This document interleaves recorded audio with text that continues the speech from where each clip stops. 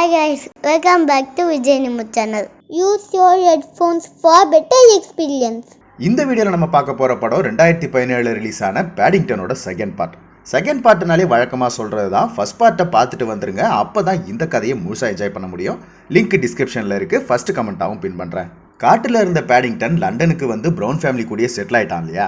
இந்த கதையில் புதையலை தேடிட்டு இருக்கிற ஒரு திருடனால பேடிங்டன் செய்யாத தப்புக்காக ஜெயிலுக்கு போயிடுறான். அங்கே அவன் யாரையெல்லாம் மீட் பண்ணா, வாழ்க்கையில் என்ன கற்றுக்கிட்டான், ப்ரௌன் ஃபேமிலி அவனை வெளியில் எடுக்க என்னெல்லாம் பண்ணாங்க, உண்மையான திருடனை பிடிச்சாங்களா இல்லையா, அந்த புதையலுக்கு என்ன ஆச்சு, இதெல்லாம் தான் இந்த படத்தோட மீதி கதை. ஃபர்ஸ்ட் பார்ட் மாதிரியே தான் இந்த படமும் காமெடி அட்வென்ச்சர்னு இருந்தாலும் ஒரு சாஃப்டான மூடில் மெலோ ட்ராமாவாக இருக்கும், கூடவே ஒரு நல்ல மெசேஜும் இருக்கும். பார்க்கலாம் வாங்க. அதுக்கு முன்னாடி நம்ம சேனல் சப்ஸ்கிரைப் பண்ணாதவங்க சப்ஸ்கிரைப் பண்ணிக்கோங்க. இது விஜய் நிமோ சேனல், உலக சினிமா நம்ம தமிழில். ஒரு சில வருஷங்களுக்கு முன்னாடி காட்டில் லூசி ஆண்டியும் அங்கிளும் அடுத்த மாதம் நாம் லண்டனுக்கு போகணுன்னு ரிலாக்ஸாக பேசிகிட்டு இருக்காங்க. அந்த ஆற்றுல ஒரு குட்டி கரடி உயிருக்கு போராடிக்கிட்டு இருக்கிறத பார்த்தவங்க இவங்க உயிரையும் பணைய வச்சு ரொம்ப கஷ்டப்பட்டு அவனை காப்பாற்றிடுறாங்க.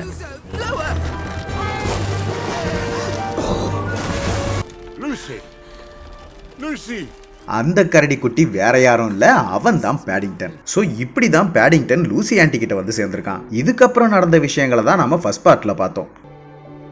இப்ப செகண்ட் பார்ட்ல பிரசன்ட்ல காட்டுறாங்க. பேடிங்டன் மிஸ்டர் ப்ரௌன் ஃபேமிலி கூட சந்தோஷமான ஒரு வாழ்க்கை வாழ்ந்துட்டு இருக்கான். ஆனா பிரஷை காதுக்குள்ள விடுறத இன்னமும் மாத்தல. இப்ப லண்டன்ல கோஸ்லவாஸ்னு ஒரு கண்காட்சி நடந்துகிட்டு இருக்கு. அவங்களுடைய ஸ்டீம் ட்ரெயின்ல தான் இந்த உலகம் முழுக்க டிராவல் பண்ணி இந்த கண்காட்சியை நடத்திக்கிட்டு இருக்காங்க. ஜூடி நான் அந்த கண்காட்சிக்கு போக போறேன்னு சொல்றா.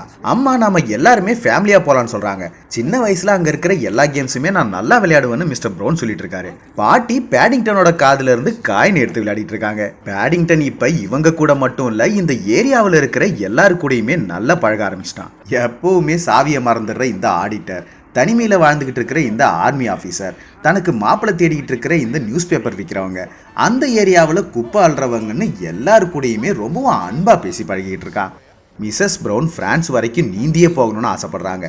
வழக்கம் போல அவங்க ஆசையை டிராயிங்ஸா வரைஞ்சிக்கிட்டு இருக்காங்க. ஜூடி ஸ்கூல்ல இருந்த பிரிண்டிங் மிஷினை வச்சு ஒரு நியூஸ் பேப்பர் ஆரம்பிச்சிட்டா. ஜோனத்தன் ஸ்டீம் என்ஜினை உருவாக்குறது எப்படின்னு தெரிஞ்சுக்கிட்டான். மிஸ்டர் ப்ரௌன் அவரோட இன்சூரன்ஸ் கம்பெனில ப்ரமோஷன் கிடைக்கும்னு எதிர்பார்த்தாரு, ஆனா அவருக்கு அது கிடைக்கல. நமக்கே தெரியும், லூசி ஆண்டி பேடிங்டனை அவனுக்கான வீட்டை தேடிக்க சொல்லி தான் லண்டனுக்கே அனுப்பி வச்சாங்க. ஆனா இப்ப அவனுக்கு வீடு மட்டும் இல்ல, ஒரு குடும்பம், நண்பர்கள்னு இன்னும் நிறைய கிடைச்சிருக்கு. இந்த மொத்த லண்டன் நகரமே தனக்கான இடமா நினைக்கிறான். இன்னும் கொஞ்ச நாள்ல லூசி ஆண்டிக்கு பர்த்டே வர போறதுனால அவங்களுக்கு ஒரு கிஃப்ட் வாங்கணுங்கிறதுக்காக இவன் அந்த குரூபரோட ஆன்டிக் ஷாப்புக்கு வந்திருக்கான். இந்த ஊருக்கு கண்காட்சி போடுறதுக்காக வந்திருக்காங்க இல்லையா? அவங்க சில பழைய பொருட்களை இவர்கிட்ட கொடுத்து அதை வித்து கொடுக்க சொல்லி கேட்டிருக்காங்க. இவரும் அதுல இருந்து சில பொருட்களை காட்டுறாரு. ஆனா பேடிங்டனுக்கு எதுவுமே பிடிக்கல. அந்த பெட்டியில இருந்து இவனுக்கு ஒரு புக்கு கிடைக்குது. அது ஒரு பாப்அப் புக். அதாவது காஸ்லோவாஸுங்கிற லேடி எந்தெந்த ஊருக்கெல்லாம் போய் கண்காட்சி போடுறாங்களோ அந்த ஊர்ல இருக்கிற அழகான இடங்களை அவங்களே வரைஞ்சி ஒரு பாப்அப் புக்கா ரெடி பண்ணுவாங்க. அந்த மாதிரி பல வருஷங்களுக்கு முன்னாடி அவங்க லண்டன் வந்திருந்தப்ப அவங்களே ரெடி பண்ண புக் தான் இது. பேடிங்டனுக்கு அந்த புக்கை பார்த்ததுமே ரொம்பவும் பிடிச்சி போயிடுது.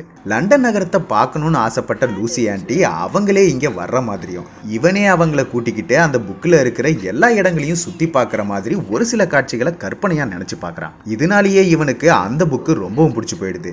இதையே லூசி ஆண்டிக்கு பர்த்டே கிஃப்டாக வாங்கி கொடுக்கலான்னு நினைக்கிறான். ஆனால் அது ரொம்பவும் காஸ்ட்லியாக இருக்குது. வேற எதையாவது வாங்கிக்கிறியான்னு குரூபர் கேட்கும்போது சின்ன வயசுலேருந்தே லூசி ஆண்டி எனக்காக நிறைய செஞ்சுருக்காங்க, அவங்களுக்கு நன்றி சொல்லும் விதமா அந்த புக்கை நான் வாங்கியே ஆகணும்னு இவன் வேலைக்கு போக ஆரம்பிக்கிறான். ஒரு பார்பர் ஷாப்ல வேலைக்கு போயிருக்கான். அந்த பார்பர் நான் வெளியே போயிட்டு வரேன், கடையை பார்த்துக்கோன்னு இவனை தனியா விட்டுட்டு போயிடுறாரு. அப்ப ஒரு கஸ்டமர் உள்ள வர பார்பர் வெளியே போயிருக்காருன்னு இவன் சொன்னாலும் எனக்கு டைம் இல்லை, நீயே வந்து வெட்டுன்னு சொல்லிட்டு அவர் தூங்கிடுறாரு. சரி நம்மளே ட்ரை பண்ணலான்னு இவன் ட்ரிம்மரை ஆன் பண்ண அதோட வைப்ரேஷனை இவனால கண்ட்ரோலே பண்ண முடியல. தடன்னு ஆடிக்கிட்டே இருக்கான். ட்ரிம்மரோட ஒயரு இவன் மேலேயே சுத்திக்குது. அப்பன்னு பார்த்து ஒரு ஃபோன் கால் வருது, இவன் அதையும் அட்டன் பண்றான். இப்படி இவன் ஆடிக்கிட்டு இருக்க கஸ்டமரோட சேர் கீழே இறங்க கண்ட்ரோல் மிஸ் ஆகி அவர் தலையிலேயே ஷேவ் பண்ணிடுறான். அந்த ட்ரிம்மர் ஒயரு ஃபேன்ல மாட்டி தலைகீழ சுத்தி தூக்கி அடிச்சதுக்கு அப்புறம் தான் இவன் ரிலீஸே ஆகிறான். இவன் வெட்டின முடியை ஒட்ட வைக்கிறதுக்காக மார்மலேட அவர் தலையில தடவி முடியை ஒட்டி தூங்கிக்கிட்டு இருந்தவரை எழுப்ப அவர் உடனே கண்டுபிடிச்சிடுறாரு. அதே நேரம் பார்பரும் அங்க திரும்பி வர அவ்வளவுதான், இவனை வேலையை விட்டு தூக்கிடுறாங்க. அடுத்த ஷாட்டு அந்த காஸ்லோவாஸ் கண்காட்சியை பார்க்கறதுக்காக மொத்த குடும்பமும் கிளம்பி வந்திருக்காங்க. இவன் அங்க விற்கிற ஒரு ஆப்பிளை சாப்பிட அது ரொம்பவும் ஸ்டிக்கியா இருக்கு. இந்த கண்காட்சியை ஆரம்பிச்சு வைக்கிறதுக்காக ஒரு ஃபேமஸான ஆக்டரை சீஃப் கெஸ்டா கூப்பிட்டுருக்காங்க. ஒரு காலத்துல அவர் ஃபேமஸா இருந்தாலும் இப்ப வெறும் விளம்பரத்துல தான் நடிச்சிட்டு இருக்காரு. எப்பவும் தன்னைத்தானே தற்பெருமையா பேசிட்டு இருக்கிறதுனால இப்ப இவருக்கு மார்க்கெட் இல்ல. இங்கேயும் அதே மாதிரி தான் பேசிட்டு இருக்காரு. இவரோட பேரு புக்கானன். இவரு என்ன மாதிரி ஒரு பெரிய ஆக்டர் கூட சேர்ந்து ஓபன் பண்ண நீங்க யாராவது தயாரா இருக்கீங்களான்னு கேட்க பேடிங்டன் கையை தூக்குனதும் இவர் அவனையே செலக்ட் பண்ணி மேடைக்கு வர சொல்றாரு. இவரும் பேடிங்டன் வீடு இருக்கிற ஏரியாவில தான் இருக்காரு. மிஸ்டர் பிரவுன் கிட்ட தான் இன்சூரன்ஸ் போட்டிருக்காரு. இருந்தாலும் இவங்கள தெரியாத மாதிரி நடந்துக்கிறாரு. மேடம் காஸ்லோவாஸ் இந்த கண்காட்சிக்கு வந்தா உங்கள் கனவுகள் நிறைவேறும்னு சொல்லியிருக்காங்க. சோ மிஸ்டர் பேடிங்டன் இப்போ உங்களுக்கு இருக்கிற ஆசை என்னன்னு சொல்லுங்க. பேடிங்டன் லூசி ஆன்ட்டிக்கு கிஃப்ட் கொடுக்கணும்னு அந்த புக்கை பத்தி சொல்ல இவரோட முகம் மாறுது. அதுக்கப்புறம் ரெண்டு பேரும் சேர்ந்து அந்த கண்காட்சியை ஆரம்பிச்சு வைக்கிறாங்க. பேடிங்டன் திரும்பி போகும்போது இவர் அந்த புக் எங்க இருக்குன்னு கேட்க இவன் குரூபர் ஆன்டிக் ஷாப்பை பத்தி சொல்லிட்டு போறான்.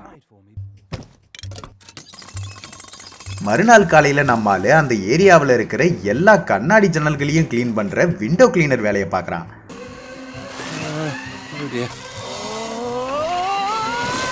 ஆரம்பத்துல இந்த வேலையும் பயங்கர சொதப்பலாதான் போகுது.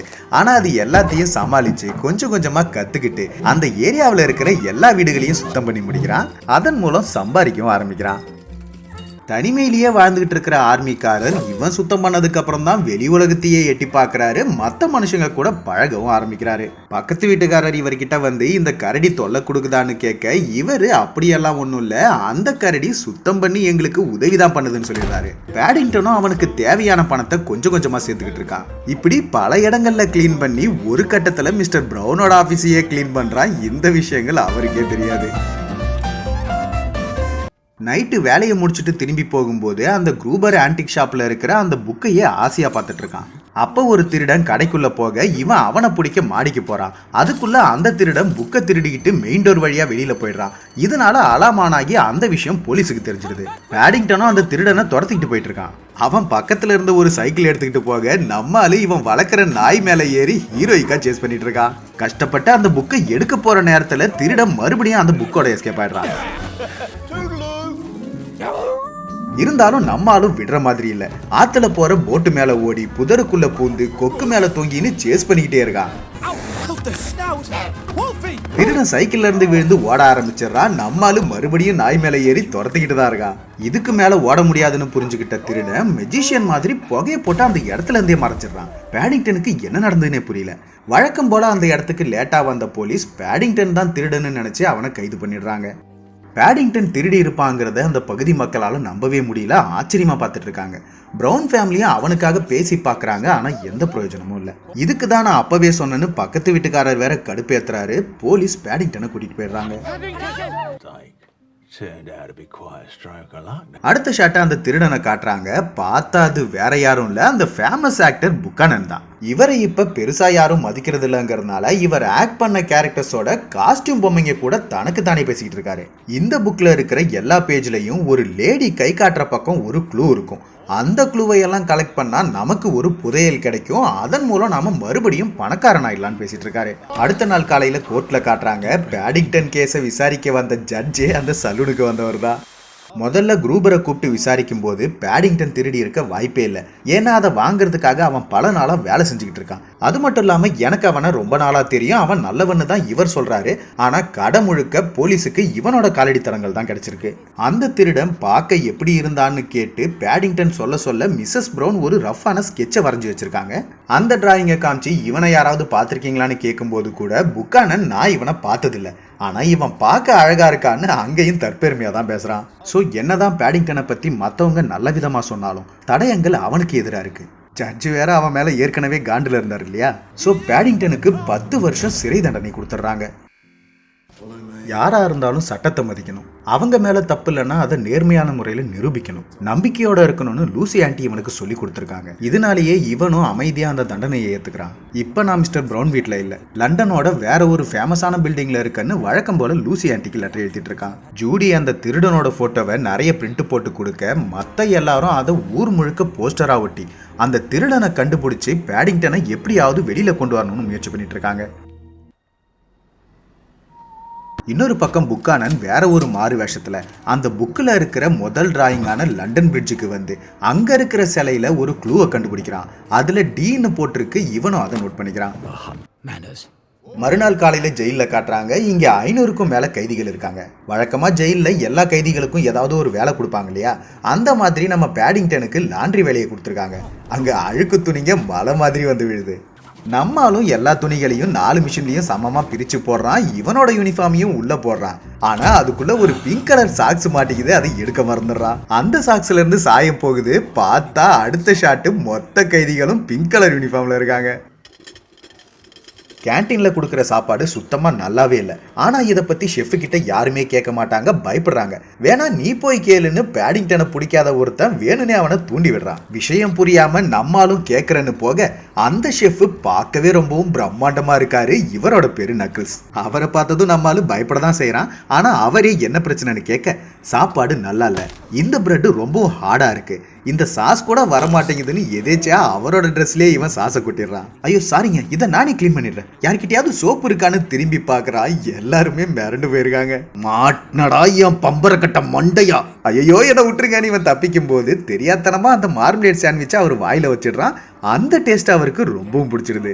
எந்திரிங்கடா பயந்தாங்கோலிங்களா, ரொம்ப நன்றிங்க. இனிமே இவங்கிட்ட யாரும் பிரச்சனை பண்ணக்கூடாது. நீ அந்த மார்மலேட் சாண்ட்விச்சை எப்படி செய்யறதுன்னு எனக்கு சொல்லி கொடுக்குற, புரிஞ்சுதா? இன்னொரு பக்கம் குரூபரோட ஆன்டிக் ஷாப்ல காட்டுறாங்க. இவருக்கு ஆரம்பத்துல இருந்தே ஒரு சந்தேகம் இருக்கு. அதாவது அந்த திருடன் இந்த கடையில இருக்கிற விலை உயர்ந்த பொருட்கள் எல்லாத்தையும் விட்டுட்டு அந்த புக்கை மட்டும் ஏன் திருடிட்டு போகணும்? அப்படின்னா அந்த புக்கை பத்தி நமக்கு தெரியாத ஏதோ ஒண்ணு அவனுக்கு தெரிஞ்சிருக்குன்னு சொல்றாரு. சோ அந்த கண்காட்சிக்கு வந்து இப்ப அதை நடத்திக்கிட்டு இருக்கிற கோஸ்லாவாஸோட பேத்திக்கிட்ட அந்த புக்கை பத்தி விசாரிக்கிறாங்க. பல வருஷங்களுக்கு முன்னாடி என்னோட பாட்டி இந்த கண்காட்சியை நடத்தும் போது அவங்க தான் சிறந்த டான்சரா இருந்தாங்க. அவங்க ஆட்டத்துல மயங்கி போய் நிறைய பேர் விலை உயர்ந்த பொருட்களை அவங்களுக்கு பரிசா கொடுத்தாங்க. இதனால பொறாமப்பட்ட மெஜிஷியன் ஒருத்தன் அவங்க பர்ஃபார்ம் பண்ற கயிறை கட் பண்ணி விட்டு அவங்கள சாகடிச்சிட்டான். அவங்க கிட்ட இருந்து சாவியை எடுத்து அவங்க பெட்டியை திறந்து பார்த்தா அதுக்குள்ள அந்த பாப்பப் புக் மட்டும் தான் இருந்தது. மற்றவங்க அவனை பிடிக்க வர்றதுக்குள்ள மாயமா மறைஞ்சு போயிட்டான். அதுக்கப்புறம் அவனை பத்தியோ அந்த நகைகளை பத்தியோ யாருக்கும் எதுவும் தெரியாதுன்னு சொல்றாங்க. ஒருவேளை அந்த புக்கில் புதையலுக்கான க்ளூஸ் இருக்குமோன்னு இவங்க கரெக்டாக தான் கெஸ் பண்றாங்க.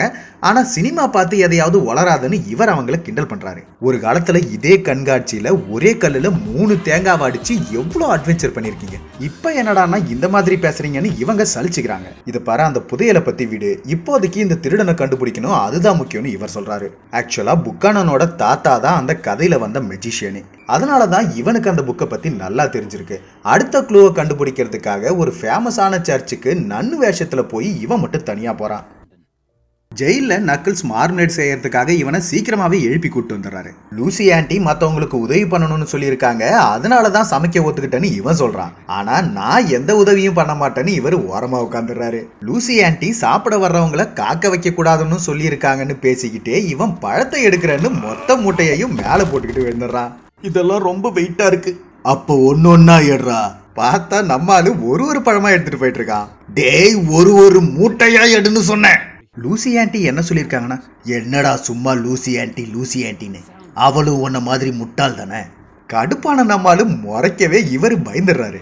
இதை பாருங்க, நீங்க நினைக்கிற மாதிரி நான் ஒன்றும் கிரிமினல் கிடையாது, என் மேல தப்பு இல்லைன்னு நிரூபிப்பேன். இப்ப எனக்கு மார்மலேட் செய்ய உதவி பண்ண வரீங்களா இல்லையா? சரி சொல்லு, உனக்கு இப்ப என்ன உதவி பண்ணணும்? அதுக்கப்புறம் என்ன, இவன் பழங்களை செலக்ட் பண்ண அவரு கையாலிய புழிஞ்சிடுறாரு. அடுத்தடுத்து எந்தெந்த பொருட்களை எவ்வளவு போடணும்னு இவன் சொல்ல அவரும் அதே மாதிரியே செய்யறாரு. 2 பேரும் சேர்ந்து மார்மலேட செஞ்சு முடிக்கிறாங்க. அடுத்த ஷாட்டே இந்த சர்ச்சில் சிலை உடஞ்சு போயிடுச்சுன்னு விசிட்டர்ஸ்க்கு க்ளோஸ் பண்ணி வச்சிருக்காங்க. செக்யூரிட்டி எல்லா நன்ஸையும் விசாரிச்சுட்டு இருக்காங்க. இவங்க என்ன ஆச்சுன்னு கேக்குறாங்க. இந்த செக்யூரிட்டி நைட்டு பரேடு போகும்போது ஒரு நன் மட்டும் பிரிஞ்சு போறதை பார்த்திருக்காரு. அவங்கள ஃபாலோவும் பண்ணிருக்காரு. அது புக்கானன் தான். அங்க இருக்கிற சிலையில சீனு 2வது க்ளூ இருக்கு, அதையும் நோட் பண்ணிக்கிறான். இந்த செக்யூரிட்டி அவனை பார்த்துடவே தப்பிக்க முயற்சி பண்ணும்போது தான் அந்த சிலையை கீழே தள்ளிவிட்டு உடைச்சிருக்கான். அந்த செக்யூரிட்டி வர்றதுக்குள்ள இவன் ஃபாதர் மாதிரி காஸ்டியூமையே மாத்திக்கிட்டு சேஃபா சர்ச்சில் இருந்து வெளியில போயிடுறான். இவங்க அந்த நன் பார்க்க எப்படி இருந்தாங்கன்னு கேட்டு தெரிஞ்சுக்கிறாங்க. ஜெயிலில் பேடிங்டன் இன்னைக்கு மார்மலேட் சாண்ட்விச் செஞ்சிருக்கோம், சாப்பிட்டுட்டு எப்படி இருக்குன்னு சொல்லுங்கன்னு சொல்றான். வேணும்னா சாப்பிடுங்க, வேணாம்னா எழுந்து போங்கடா. ஆக்சுவலா இவர் நல்லா சமைச்சா கூட யாருமே இவரை பாராட்டினதே இல்லை. அதனாலதான் எப்பவுமே கடுப்புல இருக்காரு. எப்படியும் இன்னைக்கும் நல்லா இல்லைன்னு தான் சொல்ல போறானுங்கன்னு இவர் கவலையா இருக்காரு. ஆனா வழக்கத்துக்கு மாறா எல்லா கைதிகளும் அந்த மார்மலேட் சாண்ட்விச்சை ருசிச்சு சாப்பிட்டுட்டு இருக்காங்க. பேடிங்டன் தைரியமா வெளியே வாங்கன்னு கூப்பிட்டு வந்து காட்டுறாங்க. எல்லா கைதிகளும் மனசார கை தட்டி அவரை பாராட்டுறாங்க. பேடிங்டன், எனக்கு ஏதோ பண்ணுதுடா, என்னது இது? நீங்க பெருமைப்படுறீங்க மிஸ்டர் நக்கிள்ஸ். பேடிங்டன் கொடுத்த தைரியத்தால ஒரு சில கைதிகள் எனக்கு இதை செய்ய தெரியும் அதை செய்ய தெரியும்னு அவங்களும் ஜாயின் பண்ண கிச்சனுக்குள்ள இப்ப நிறைய கைதிகள் வந்து ஏகப்பட்ட டிஷ்ஷஸ் செய்யறாங்க. அந்த இடமே பார்க்கவும் ரொம்ப அழகா இருக்கு. இந்த இடமே பார்க்க ஒரு ஜெயில் கேண்டீன் மாதிரியே இல்ல, கிட்டத்தட்ட ஒரு ரெஸ்டாரண்ட் மாதிரியே ஆயிடுது. நம்ம கூட இருக்கிறவங்க நல்லவங்களா இருந்தா அந்த பாசிட்டிவ் எனர்ஜியில நமக்கும் நல்லதே நடக்கும். வாழ்க்கையே அழகாகும். இதை எத்தனை பேர் ஃபீல் பண்ணிருக்கீங்கன்னு தெரியல.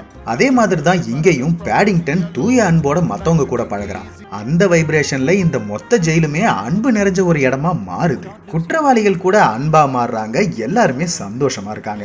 நாளைக்கு விசிட்டிங் டேங்கிறதுனால இவனும் நிம்மதியா தூங்குறான். காலையில மிஸ்டர் பிரவுன் ஃபேமிலி இவனை பார்க்க வந்திருக்காங்க. இதுவரைக்கும் அவங்க தெரிஞ்சுக்கிட்ட எல்லா விஷயங்களையும் இவங்கிட்ட சொல்றாங்க. இவனும் ஜெயில இவனுக்கு கிடைச்ச புது நண்பர்களை அவங்களுக்கு அறிமுகப்படுத்தி வைக்கிறான். ஜெயில இருக்கிற மத்த திருடங்க கிட்ட இந்த திருடனை யாராவது பார்த்திருக்கீங்களான்னு கேட்க புக்கானனை யாருக்குமே அடையாளம் தெரியல. பேடிங்டன் இல்லாம அந்த ஏரியாவே ரொம்பவும் டல்லா இருக்கு. ஆடிட்டர் வழக்கம் போல சாவியை மறக்கிறாரு. அவருக்கு யாருமே ஞாபகப்படுத்தல. இந்த பக்கத்து வீட்டுக்காரர் தேவையில்லாம எல்லார்கிட்டையும் பிரச்சனை பண்றாரு. பேடிங்டன் பத்தின நியூஸை கூட இங்க சேல் பண்ணக்கூடாதுன்னு சொல்றாரு. ஆனா இவங்க அதை கண்டுக்கவே இல்லை. இந்த நியூஸ் பேப்பர் விற்கிற லேடியும் ஆர்மி ஆஃபீஸரும் இப்ப லவ்வர்ஸா மாறிட்டாங்க. அதே ஏரியாவில் இருக்கிற புக்கானன் மிஸ்ஸஸ் பிரவுனை வீட்டுக்கு கூப்பிட்டு பேடிங்டன் கேஸ் எப்படி போகுதுன்னு விசாரிக்க இவங்களும் நடந்ததை சொல்றாங்க. இந்த புக்கானன் பேடிங்டன் மேல தப்பு இல்லை, அந்த கதையை நான் ஒரு நாடகமா போட போறேன்னு நடிச்சு காட்டிக்கிட்டே அந்த திருடனோட நீலக்கண்கள் அழகா இருக்குல்லன்னு வழக்கம் போல தற்பெருமையா பேசிடுறான். ஆனா இவங்க வரைஞ்சதோ ஒரு பென்சில் ஸ்கெட்ச், அவனோட கண்கள் நீளமா இருக்கும்னு இவனுக்கு எப்படி தெரியும்னு சந்தேகப்பட்டவங்க அந்த டிராயிங்ஸ் எல்லாத்தையும் புக்கானன் ஃபேஸ் கூட மேட்ச் பண்ணி யோசிக்கிறாங்க. எல்லாமே பர்ஃபெக்டா மேட்ச் ஆகுது. ஸோ வீட்டுக்கு திரும்பி வந்தவங்க இந்த எல்லா திருட்டையும் பண்ணது புக்கானன் தான் மொத்த ஃபேமிலிக்கிட்டையும் சொல்லிட்டு இருக்காங்க. ஆனால் மிஸ்டர் பிரவுன் அவன் ஒரு நடிகன், அவன்கிட்ட பணம் இருக்கு. அதுவும் இல்லாமல் அவன் என்கிட்ட இன்சூரன்ஸ் எடுத்திருக்க ஒரு கஸ்டமர். நீ சொல்றதை என்னால் நம்ப முடியாதுன்னு சொல்லிட்டு போயிடுறாரு. பாட்டி மட்டும் தான் நீ சொல்றதை மற்றவங்க நம்பணும்னா அதுக்கு தேவையான ப்ரூஃபை கலெக்ட் பண்ணணும்னு நம்பிக்கையாக சொல்றாங்க. இந்த பக்கம் ஜெயில எல்லா செல்லையும் கனெக்ட் பண்ணி இருக்கிற ஒரு டியூப் வழியா நக்குல்ஸும் இன்னும் 2 பேரும் பேடிங்டன் பேசுறாங்க. நாங்க இந்த ஜெயில இருந்து தப்பிக்க போறோம், நீ எங்களுக்கு ஹெல்ப் பண்ணா உன்னையும் தப்பிக்க வைக்கிறோம். நீ அந்த திருடனை கண்டுபிடிச்சி உன் மேல எந்த தப்பும் இல்லைன்னு நிரூபிச்சுக்கலாம். என்ன சொல்ற, எங்களுக்கு ஹெல்ப் பண்றியான்னு கேக்குறாங்க. ஆனா பேடிங்டன் திருடனை கண்டுபிடிக்கிற வேலையை பிரவுன் ஃபேமிலி பார்த்துப்பாங்க. ஜெயில இருந்து தப்பிக்கிறது சட்டப்படி தப்பு, ஸோ நான் ஹெல்ப் பண்ண மாட்டேன்னு சொல்லிடுறான். நீ இப்பதானே ஜெயிலுக்கு வந்திருக்க, ஆரம்பத்துல நம்மள பார்க்க ஃபேமிலி வருவாங்க, ஆனா அதுக்கப்புறம் அவங்களே நம்மள மறந்துடுவாங்கன்னு நக்குல் சொல்றாரு. ஆனா பிரவுன் ஃபேமிலி என்னைக்கும் மறக்க மாட்டாங்கன்னு பேடிங்டன் நம்பிக்கையா சொல்றான். அவன் சொன்ன மாதிரியே ஜூடியும் அவன் தம்பியும் ஒரு லேடி ப்ரொடியூசரை பார்த்து உங்களை இன்டர்வியூ எடுக்கணும்னு சொல்லி அவங்க பேசுறத ரெக்கார்ட் பண்ணிக்கிறாங்க. இன்னொரு பக்கம் பாட்டி கொரியர் பாய் கிட்ட பேச்சு கொடுக்க மிஸ்ஸஸ் பிரவுன் ஒரு பார்சலை வச்சுட்டு அவங்களே அதுக்குள்ள மறைச்சிக்கிறாங்க. இந்த ப்ரொடியூசர் அர்ஜென்ட்டா நான் வெளியில போகணும், ரெஸ்டாரண்ட்டுக்கு வாங்க அங்க பேசலாம்னு சொல்ல இவங்க அதையும் ரெக்கார்ட் பண்ணிக்கிறாங்க. அந்த பார்சல்ல புக்கானன் அட்ரஸ் இருந்ததுனால அந்த பார்சலும் டெலிவரி ஆயிடுது. புக்கானன் அந்த பார்சலை ஓபன் பண்றதுக்கு முன்னாடி கரெக்டா இந்த பசங்க அவனுக்கு ஃபோன் பண்ணி உடனே ரெஸ்டாரண்ட்டுக்கு வாங்க அங்க பேசலான்னு ப்ரொடியூசர் சொன்னதை இவனுக்கு பிளே பண்ணி காட்டுறாங்க. ஸோ அதை நம்பி புக்கானனும் ப்ரொடியூசர் பார்க்கறதுக்காக உடனே கிளம்பிடுறான். அவன் போனதுக்கு அப்புறம் மிஸ்ஸஸ் பிரவுன் பார்சல்ல இருந்து வெளியில வராங்க. இத மிஸ்டர் பிரவுன் அவரோட வீட்டுல இருந்து பார்த்துட்டு இவரும் புக்கானன் வீட்டுக்கு வந்து நீ இங்க என்ன பண்ணிட்டு இருக்கேன்னு கேக்குறாரு. இவங்க நான் புக்கானனுக்கு எதிராக ப்ரூஃப் கிடைக்குதான்னு தேட வந்தேன், அந்த புக்கு இங்க எங்கேயாவது இருக்கான்னு நீங்களும் தேடுங்கன்னு சொல்றாங்க. வெளியில வந்த புக்கானன் டைய மறந்துட்டேன்னு வீட்டுக்கு திரும்பி வரான். இவரோ புக்கை தேடாம இவங்களை திட்டிக்கிட்டு இருக்காரு. அப்ப இவங்க ஏணி பதிஞ்ச தடத்தை வச்சு மேல ஒரு சீக்ரெட் ரூம் இருக்கிறத கண்டுபிடிச்சிடறாங்க. அங்க இருக்கிற காஸ்டியூம்ஸை பார்த்ததுக்கு அப்புறம் தான் மிஸ்டர் பிரவுன் உண்மையை புரிஞ்சுக்கிறாரு. சரியா அதே நேரம் புக்கானன் வீட்டுக்கு திரும்பி வர்ற சத்தம் கேட்டு இவங்க 2 பேரும் அவன் கண்ணுல மாட்டாம நைஸா எஸ்கேப் ஆலான்னு தான் பாக்குறாங்க. ஆனா இவங்களோட சத்தம் கேட்டு புக்கானன் இவங்களை கண்டுபிடிச்சிடறான். ஏன்னா நம்ம ஆளுக்கு சரியா மறைய கூட தெரியல. அது ஒண்ணும் இல்ல மிஸ்டர் புக்கானன், என்கிட்ட இன்சூரன்ஸ் எடுத்திருக்கீங்க இல்லையா, அதான் வீட்டுல எல்லாம் பாதுகாப்பா இருக்கான்னு செக் பண்ண வந்தேன். எனக்கு ஹெல்ப் பண்றதுக்காக என் ஒய்ஃபும் கூட வந்தாங்க, அப்படி இப்படின்னு இவர் ஏதேதோ பேசி சமாளிக்கிறாரு. புக்கானனுக்கு லைட்டா சந்தேகமா தான் இருக்கு. அதனால அவங்கள அனுப்பி வச்சுட்டு முதல் வேலையா ரூம்ல அந்த புக் இருக்கான்னு தான் பாக்குறான். க்ளூஸா இவன் கண்டுபிடிச்ச டிசிங்கிறதெல்லாம் ஒரு மியூசிக்கல் நோட் சொன்னோம். புக்கோட லாஸ்ட் பேஜ்ல இருக்கிற ட்ரீம்ஸ் கம் ட்ரூன்னு போட்டிருக்கிற கண்காட்சியோட ஒரு ஸ்டேஜ்ல தான் அந்த புதையல் இருக்குன்னு கண்டுபிடிச்சிட்டதா வழக்கம் போல இந்த பொம்மைங்க கிட்ட பேசிட்டு இருக்கான். பிரவுன் ஃபேமிலி போலீஸ் ஸ்டேஷனுக்கு வந்து புக்கானன் மேலதான் எங்களுக்கு சந்தேகமா இருக்குன்னு எவ்வளவு எடுத்து சொன்னாலும் அவன் ஏற்கனவே ஒரு நடிகைங்கிறதுனால தேவையான ப்ரூஃப் இல்லாம இந்த கேஸை எடுத்துக்க முடியாதுன்னு சொல்லிடுறாங்க. இந்த கலவரத்துல பேடிங்டனோட விசிட்டிங் டைமை மறந்துடுறாங்க. இவன் ப்ரௌன் ஃபேமிலி தன்னை மொத்தமா மறந்துட்டதா நினைச்சு ரொம்பவும் ஃபீல் பண்ண ஆரம்பிச்சிடறான். நக்கிள்ஸ் சொன்ன மாதிரியே ஆயிடுச்சேன்னு மனசுடைஞ்சு போயிடுறான்.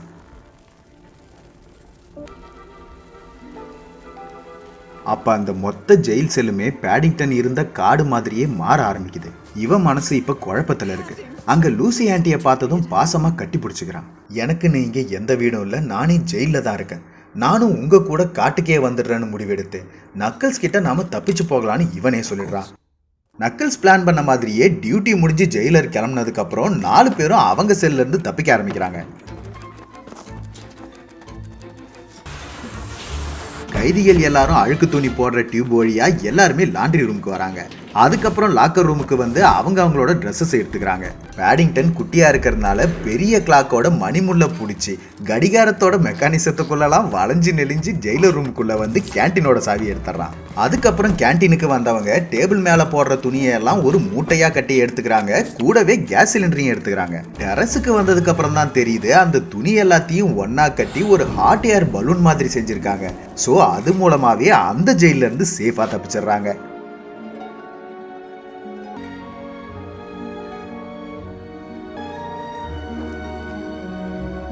வெளியில வந்ததுக்கு அப்புறம் தான் நக்கிள்ஸ் அவரோட சீப்ளேன்ல இந்த நாட்டை விட்டே தப்பிச்சு போய் ஒரு ரெஸ்டாரண்ட் ஆரம்பிச்சு மார்மலேட் செஞ்சு நிறைய சம்பாதிக்கலாம், நீயும் எங்க கூடவே வந்துருன்னு இவனையும் கூப்பிடுறாரு. வெளியில போனதும் அந்த திருடனை கண்டுபிடிக்கலான்னு சொன்னீங்க, இப்ப மாத்தி பேசுறீங்கன்னு சொல்லி பேடிங்டன் இவங்க கிட்ட கோச்சிக்கிட்டு போயிடுறான். சரி விடுங்க, அதான் அவன் முடிவுன்னு இவங்க மட்டும் கிளம்பிடுறாங்க. கவலையா இருந்த பேடிங்டன் ஒரு ஃபோன் பூத்தை பார்த்ததும் ப்ரௌன் ஃபேமிலிக்கு ஃபோன் பண்றான். ஆனா வீட்டுல யாரும் இல்லாதனால அது வாய்ஸ் மெயிலுக்கு போயிடுது. நக்கிள்ஸ் பேச்சை கேட்டு நான் ஜெயில இருந்து தப்பிச்சிட்டேன், நான் செஞ்சது தப்பு தான், கடைசியா ஒரு தடவை உங்க கூட பேசணும்னு தோணுச்சு, அதான் கால் பண்ணேன்னு சொல்லிட்டு இவன் போனை கட் பண்ணிட்டு வெளியில வந்துடுறான். கொஞ்ச நேரத்திலேயே அந்த போனுக்கு ரிங் அடிக்குது. பார்த்தா வெளியில போயிருந்தவங்க வீட்டுக்கு திரும்பி வந்துட்டாங்க. இவங்க புக்கானன் தான் திருடன்னு கண்டுபிடிச்சிட்டோம், ஆனா அந்த புக்ல இருக்கிற எல்லா இடத்துக்கும் போயிட்டோம், எந்த ப்ரூஃபும் கிடைக்கலன்னு சொல்றாங்க. கடைசி பேஜ்ல ட்ரீம்ஸ் கம் ட்ரூன்னு போட்டிருக்குன்னு இவன் எதேச்சியா சொல்ல புக்கானனும் அதையே தான் ஒரு பேப்பர்ல எழுதி வச்சிருப்பான். கண்காட்சியில எடுத்த போட்டோலையும் அதான் எழுதி இருந்ததுன்னு ஜூடியும் சொல்றான். ஆனா அந்த கண்காட்சி முடிஞ்சு போயிடுச்சு. ஸோ அவங்களோட ஸ்டீம் ட்ரெயின்லயே பேடிங்டன் ரயில்வே ஸ்டேஷன்ல இருந்து இன்னும் கொஞ்ச நேரத்துல இந்த ஊரை விட்டே போக போறாங்க. ஸோ இவங்க எல்லாரும் ரயில்வே ஸ்டேஷனுக்கு கிளம்புறாங்க. பேடிங்டனையும் அங்க வர சொல்றாங்க. நல்ல வேலை அங்க குப்பாள்றவர் வராரு. அவர் பேடிங்டனை பிக்கப் பண்ணிக்கிறாரு. பேடிங்டன் ஜெயில இருந்து தப்பிச்சிட்டானா, எல்லாரும் ஜாக்கிரதையா இருங்கன்னு இந்த பக்கத்து வீட்டுக்காரர் தேவையில்லாம சத்தம் போட்டுட்டு இருக்காரு. மொத்த ஃபேமிலியும் ஒன்னா சேர்ந்து ரயில்வே ஸ்டேஷன் கிளம்பிட்டு இருக்காங்க. பேடிங்டன் இங்க முதல் தடவை வரும்போதே நீ அவனை தப்பா தான் பார்த்த, ஆனா அவன் அப்படி கிடையாது, நம்ம எல்லார்கிட்டையும் இருக்க நல்லதை மட்டும் தான் பார்த்தான், உன்னையும் அவன் நல்லவனா தான் பார்த்தான். அவனால இங்க இருக்கிற யாருக்கும் எந்த பிரச்சனையும் வந்ததில்ல, சொல்ல போனா எல்லாருக்கும் நல்லது தான் பண்ணியிருக்கான். ஸோ அவனை காப்பாற்ற நான் என்ன வேணாலும் செய்வேன், வழியை விடுன்னு கிளம்புறாரு. ஆனா இந்த நேரம்னு பார்த்து வண்டி ஸ்டார்ட் ஆக மாட்டேங்குது. ஆனா பேடிங்டனை புரிஞ்சுக்கிட்ட அந்த ஏரியாவில் இருக்கிற எல்லாரும் ஒன்னா சேர்ந்து அந்த காரை தள்ளியே ஸ்டார்ட் பண்ணி அவங்கள அனுப்பி வைக்கிறாங்க. ரயில்வே ஸ்டேஷனுக்கு வந்ததும் இவர் பேடிங்டன் மேல ஒரு குப்பை தொட்டியை வச்சு போலீஸ் கண்ணில் மாட்டாம பத்திரமா போன்னு அனுப்பி வைக்கிறாரு. ஆனா நம்மாலு போலீஸ்காரரு குப்பை போட்டதுக்கெல்லாம் தேங்க்ஸ் சொல்றான். இவங்களும் பேடிங்டன் ரயில்வே ஸ்டேஷனுக்கு பக்கத்துல வந்துட்டாங்க. கோஸ்லவாஸோட அந்த ஸ்டீம் ட்ரெயினும் இங்கே தான் இருக்கு. அப்ப புக்கானன் வேற ஒரு புது கெட்டப்ல ட்ரெயினுக்குள்ள போக அதை பார்த்தவன் இவனும் அதே ட்ரெயின்ல போய் ஏறிக்கிறான். ப்ரௌன் ஃபேமிலி சரியான நேரத்துல ஸ்டேஷனுக்குள்ள வந்திருந்தாலும் ட்ரெயின் கிளம்பிடுது. ஸோ இவங்களால அவனை பிடிக்க முடியல. பக்கத்துல ஒரு பேசஞ்சர் ட்ரெயின் இருக்கிறத பார்த்த ஜோனத்தன் என்ஜின் ரூமுக்கு வந்து இவனே அந்த ட்ரெயினை ஓட்டம் ஆரம்பிச்சிடறான். இந்த ஜட்ஜி ட்ரெயினுக்குள்ளதான் இருக்காரு. இன்னொரு பக்கம் சீப்ளேன்ல பறந்துட்டு இருக்க இவங்க ரேடியோவில் நியூஸ் கேட்கறாங்க. ஜெயில இருந்து 4 பேர் தடையுமே இல்லாம தப்பிச்சிருக்காங்க. ஆனா பேடிங்டன் மட்டும் ஸ்டீம் ட்ரெயின்ல போயிட்டு இருக்கிறத போலீஸ்காரர் பார்த்துட்டாரு. ஸோ சீக்கிரமே பிடிச்சிருவோன்னு சொல்லிட்டு இருக்காங்க. இதை கேட்டு நக்கிள்ஸ் ஃபீல் பண்றாரு. ட்ரெயினுக்குள்ள வந்த புக்கானன் ட்ரீம்ஸ் கம் ட்ரூன்னு போட்டிருக்கிற அந்த மெயின் ஸ்டேஜை கண்டுபிடிச்சிடறான். புக்ல இருக்கிற அந்த க்ளூஸை வச்சு அதுக்கு கீழே இருக்கிற மியூசிக்கல் பாக்ஸை வாசிக்க ஆரம்பிக்கிறான். இதையெல்லாம் வெளியில இருந்து பார்த்த நம்மால அந்த பெட்டிக்குள்ள போக பாக்குறான். பின்னாடியே ப்ரௌன் ஃபேமிலி இந்த ட்ரெயின்ல வந்துட்டு இருக்காங்க. மிஸ்ஸஸ் ப்ரௌன் ஜோனத்தனுக்கு ட்ரெயின் ஓட்ட ஹெல்ப் பண்றாங்க. மற்ற 3 பேரும் ரன்னிங்லயே இந்த ட்ரெயின்ல இருந்து அந்த ட்ரெயினுக்கு போக பாக்குறாங்க. நம்மால ஒரு பக்கம் இந்த டாஃபி ஆப்பிள்ஸ் நல்லா ஒட்டிக்கும் இல்லையா, ஸோ அதை பயன்படுத்தியே பெட்டிக்கு மேல நடந்துட்டு இருக்கா. ஜூடியும் பாட்டியும் அடுத்த ட்ரெயினுக்கு ஈஸியாக வந்துடுறாங்க. ஆனால் மிஸ்டர் ப்ரௌன் வரும்போது தான் பிரச்சனை ஆகுது. நல்ல வேலை தப்பிச்சிடுறாரு. புக்கானன் எல்லா நோட்ஸையும் வாசிச்சு முடிக்க அந்த ஸ்டேஜே ஓப்பன் ஆகுது. எதிர்பார்த்தபடியே அதுக்குள்ளதான் அந்த ட்ரெஷரே இருக்கு. அதே நேரம் நம்மளும் உள்ள வந்து அந்த புக்கை மட்டும் எடுத்துக்கிட்டு போக திடீர்னு அவனை பார்த்த புக்கானன் தெரியாம அந்த ஸ்டேஜையே க்ளோஸ் பண்ணிடுறான். மறுபடியும் ஓபன் பண்ணலான்னா அந்த மியூசிக்கல் நோட்ஸ் மறந்து போயிடுச்சு. ஸோ திரும்பவும் அந்த புக்கு வேணுங்கிறதுக்காக இவனும் ட்ரெயின் மேலே ஏறி பேடிங்டனை துரத்த ஆரம்பிச்சிடறான். பேடிங்டன் கடைசி பெட்டிக்கு வந்து தப்பிக்க முடியாம மாட்டிக்க சரியா அதே நேரம் இவன் ட்ரெயினுக்குள்ள விழறான். பார்த்தா அது இவங்க வேலைதான். வாடா மோதி பாத்திரலான்னு மிஸ்டர் பிரவுன் சண்டைக்கு கூப்பிட இவன் கத்தி எடுத்துடுறான். பாட்டி பக்கத்துல இருக்கிற கன்னையே எடுத்து ஷூட் பண்றாங்க. ஆனா அது வெறும் பிளாஸ்டிக் கன்னு தான். ஆனா இவனோட கத்தி ஒரிஜினல். ஸோ இவங்க மாட்டிக்கிறாங்க. இது தெரியாம நம்மாலு புக்கானன் இருக்கிற பெட்டியை லாக் பண்ணிடுறான். பக்கத்து ட்ரெயினில் இருக்க மிஸ்ஸஸ் ப்ரௌனை பார்த்துட்டு இவங்கிட்ட இருந்த ஏனியை ரிவர்ஸில் திருப்பி போட்டு அது மேலேயே ஏறி உட்காந்துக்கிட்டு அந்த ட்ரெயினுக்கு போக பார்க்குறான். ஜோனத்தனும் அதுக்கு தகுந்த மாதிரி ட்ரெயினோட ஸ்பீடை மேட்சப் பண்ணுறான். புக்கானன் இவங்க 3 பேரையும் கட்டி போட்டுட்டு பேடிங்டனை பிடிக்க பார்க்குறான். கதவு லாக் ஆயிருக்கு. பாட்டி ஒரு பக்கம் ஹேர் பின்னை வச்சு அந்த ஹேண்ட் கஃபை ரிலீஸ் பண்ணுறாங்க. பேடிங்டன் பயந்திருந்தாலும் ரொம்பவே கஷ்டப்பட்டு கிட்டத்தட்ட மிஸ்ஸஸ் ப்ரௌனுக்கு பக்கத்தில் வந்துடுறான். ஆனால் அதுக்குள்ள புக்கானன் கதவு உடைச்சி இவனை பிடிச்சி அடுத்த பெட்டியில் போட்டு லாக் பண்ணிட்டு அந்த பெட்டியை ட்ரெயின்ல இருந்தே கழட்டி விட்டு அது போற பாதையும் மாத்திடுறான். தொல்லை முடிஞ்சதுன்னு திரும்பினா மிஸ்டர் ப்ரௌன் சரியா குறி பார்த்து புக்கானனை அடிச்சு மயக்கமாக்கிறாரு. பேடிங்டன் இருந்த பெட்டி போன பாதை முடிஞ்சு போயிட்டதுனால பெட்டியே தடம் பிறண்டு பக்கத்துல இருந்த ஆத்துல விழுந்துருது. மிஸ்ஸஸ் ப்ரௌன் அவங்க வந்த ட்ரெயினை நிறுத்தி பேடிங்டனை காப்பாத்துறதுக்காக அவ்வளவு பெரிய பாலத்துல இருந்து தைரியமா ஆத்துக்குள்ள குதிச்சு பேடிங்டன் அந்த பெட்டிக்குள்ள மாட்டிக்கிட்டு இருக்கிறத பார்த்து அவனை காப்பாற்ற ரொம்பவும் முயற்சி பண்றாங்க. ஆனா இவங்களால அந்த பூட்டை உடைக்க முடியல. அவ்வளவுதான், எல்லாம் முடிஞ்சது, நாம சாக போறோம்னு பேடிங்டன் புரிஞ்சுக்கிறான். கடைசியா தான் வந்தாரு விநாயக்குங்கிற மாதிரி இந்த நக்கிள்ஸ் அவரோட சீப்ளேனை ஆத்துல இறக்க எல்லாரும் ஒன்னா சேர்ந்து போராடி அந்த பூட்டை உடைச்சி பேடிங்டனை சேஃபா காப்பாத்திடுறாங்க. எனக்கு மார்மலேட தனியா செய்ய தெரியலடா, அதான் உன்னை காப்பாத்தினேன். அடுத்த ஷாட்டு பேடிங்டன் வீட்டில் காட்டுறாங்க. ஆத்துல மூழ்கி போனதுனால கிட்டத்தட்ட 3 நாளா கடுமையான காய்ச்சல்ல மயங்கி போயிருந்தவன் இன்னைக்கு தான் கண்ணு முழிக்கிறான். பேடிங்டன் நிரபராதின்னு அவனை விடுதலை பண்ணிட்டாங்க. ஆனா 3 நாள் ஆயிட்டதுனால லூசி ஆண்டியோட பர்த்டேவும் முடிஞ்சு போச்சு. இவன் நன்றி சொல்லும் விதமா அவங்களுக்கு கிஃப்ட் கொடுக்க முடியலையேன்னு ஃபீல் பண்றான். சரி கீழே போலாமான்னு மிஸ்டர் ப்ரௌன் கூட்டிட்டு போறாரு. பார்த்தா ஏரியாவில் இருக்கிற எல்லாரும் பேடிங்டனுக்காக தான் வெயிட் பண்ணிட்டு இருக்காங்க. பேடிங்டன், உனக்கே தெரியாம நீ எங்க எல்லாருக்கும் நல்லது பண்ணியிருக்க, எங்க வாழ்க்கை முறையே மாத்தி இருக்க, அதுக்காக உனக்கு நன்றி சொல்றோன்னு இந்த பக்கத்து வீட்டு ஆடிட்டர், ஆர்மிக்காரர், நியூஸ் ஸ்டாண்ட் பொண்ணு, குப்பாள்றவர்னு அத்தனை பேரும் ஒன்னா சேர்ந்து மனசார நன்றி சொல்றாங்க. போலீஸ்காரங்க எவிடன்ஸுக்காக அந்த பாப்ப புக்கை எடுத்துக்கிட்டாங்க. ஸோ நாங்க எல்லாரும் ஒன்னா சேர்ந்து இந்த ஆர்மிக்காரரோட ஃப்ரெண்டு மூலமா ஒரு ஃப்ளைட்டை லூசி ஆண்டிக்காக ரெடி பண்ணியிருக்கோம். லண்டன்ல இருக்கிற எல்லா இடங்களையும் ஒரு புக்கில் அவங்களுக்கு காட்டணும்னு நினைச்சல, இப்ப நீ அவங்கள நேர்லயே அந்த எல்லா இடத்துக்கும் கூட்டிட்டு போகலான்னு சொல்றாங்க. கதவை திறந்து பார்த்தா லூசி ஆண்டி இவனை பார்க்கறதுக்காக அவங்களே நேர்ல வந்திருக்காங்க. ரெண்டு பேரும் சேர்ந்து லண்டனை சுத்தி பார்க்கறாங்க. நன்னடத்தை காரணமா இவங்க 3 பேரையும் ரிலீஸ் பண்ணிட்டாங்க. நக்கிள்ஸ் இப்ப ரெஸ்டாரண்ட் ஆரம்பிச்சிட்டாரு. மிஸ்ஸஸ் பிரவுன் நீச்சல் அடிக்கிறாங்க. ஜூடியோட பேப்பரும் நல்லா போகுது. முக்கியமா இப்ப மிஸ்டர் பிரவுனுக்கு ப்ரமோஷன் கிடைச்சாச்சு. இந்த ஜட்ஜி ஒரு வழியா புக்கானனை ஜெயில போட சொல்றாரு. அங்க அவரு ஆடி பாடி திறமைய காட்ட அங்க இருக்க எல்லாருமே அவரை பாராட்டுறாங்க. ஸோ ஜெயிலேயே இருந்தாலும் மற்றவங்கள மாதிரியே அவரும் அங்க சந்தோஷமா இருக்காரு. இந்த படம் உங்களுக்கு பிடிச்சிருந்தா லைக் பண்ணுங்க, கமெண்ட் பண்ணுங்க, அப்புறம் மறக்காம விஜய் நியூஸ் சேனலுக்கு சப்ஸ்கிரைப் பண்ணுங்க. தேங்க்யூ, டேக் கேர், பாய்.